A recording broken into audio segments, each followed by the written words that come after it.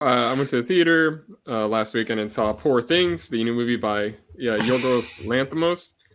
And yeah, this is a movie about this girl named Bella, played by Oscar winner Emma Stone. And the woman commits suicide, but she's brought back to life this Frankenstein type of way by this disfigured old man named Dr. God, played by Willem DaFoe. And she eventually learns to be less of a robot type person and goes away with this swindling ladies' man played by Mark Ruffalo. And she meets a bunch of colorful characters, has a lot of sex, and sort of discovers the world and herself in 19th century Europe. And the movie's really weird. Emma Stone's fine. She's really just naked the whole movie. Mark Ruffalo is truly terrible in this. Like, I kept thinking, I was like, this role had to be written for Johnny Depp, and he would have been amazing in this. Mark Ruffalo is terrible. Willem DaFoe is the only character that you actually feel something for. He's really good.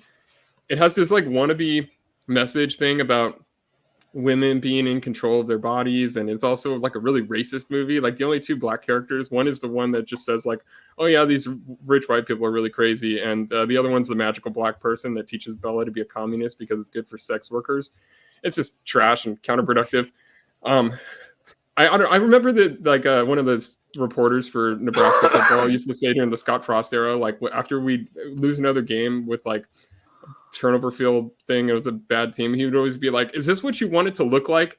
And that's what I feel like this. It's like, is this what you want high profile Oscar movies to look like? This is what you get when you give an open checkbook to a bizarre foreign filmmaker making movies in America. You get this monster cast, completely inaccessible, baffling movie that critics are forced to like. And like, there's no commercial appeal to this. It's a big Christmas release.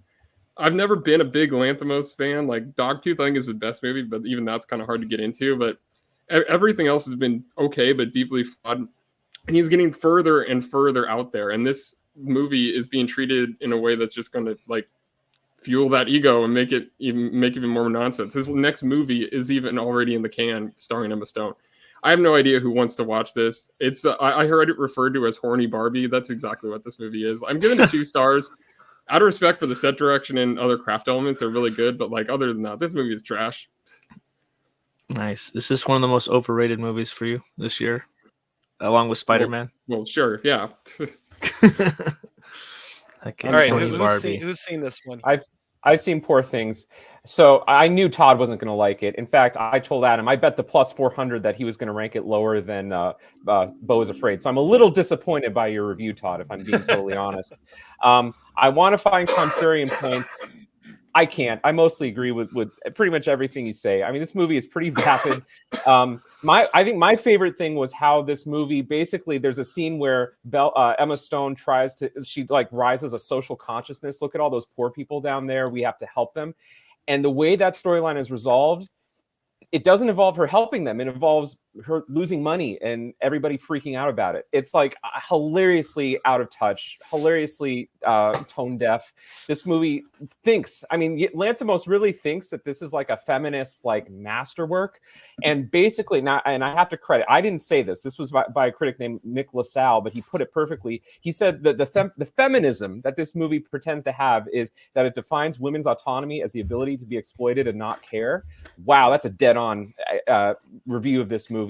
And I also just got to say, this movie is full of the male gaze.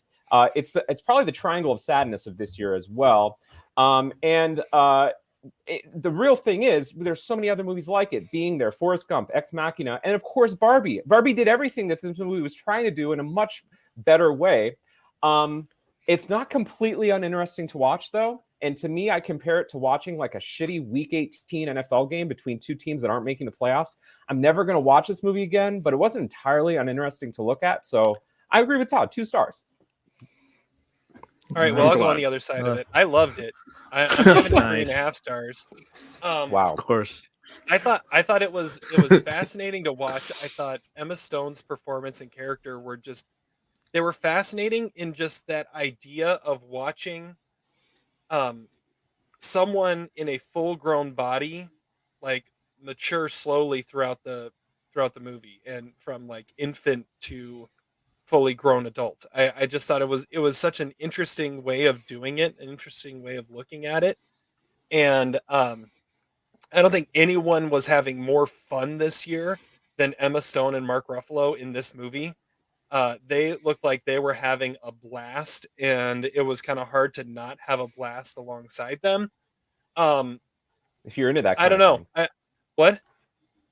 I was just making a stupid joke. Like all they do is Okay. have sex in this movie. Of course, they're having a lot of fun. Like Oh, you gosh. know, Yeah, no, but I don't know. This is to say that Lanthimos just keeps getting further and further out there after he just did The Favorite.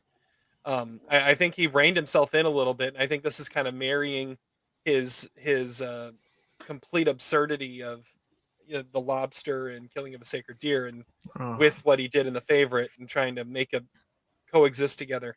I'm not saying it's a masterpiece, but it is a really fascinating movie that I really enjoyed watching. So 3.5 stars for me. what was the over under on the fisheye lens in a circular room in this movie? Was it maybe 230 and a half? Because I think it took the over. Yeah, Like, I was waiting for come Ed on, Harris to dude. come out as Kristoff and say this is all in a bubble. Come on, we get it. That is one thing that got a little over the top. But again, I mean, using cinematography to tell the story, like you talked about in Maestro, he does that in Poor Things also. So Can we also get an over under on how many times a character says the word fuck? And it's supposed to be funny because this movie takes place in the 19th century and people didn't say that word back then. Anachronisms are not funny. Move on. yeah, that's true. I think, That is true. and I think Todd is absolutely right about Ruffalo. He's terrible in the movie.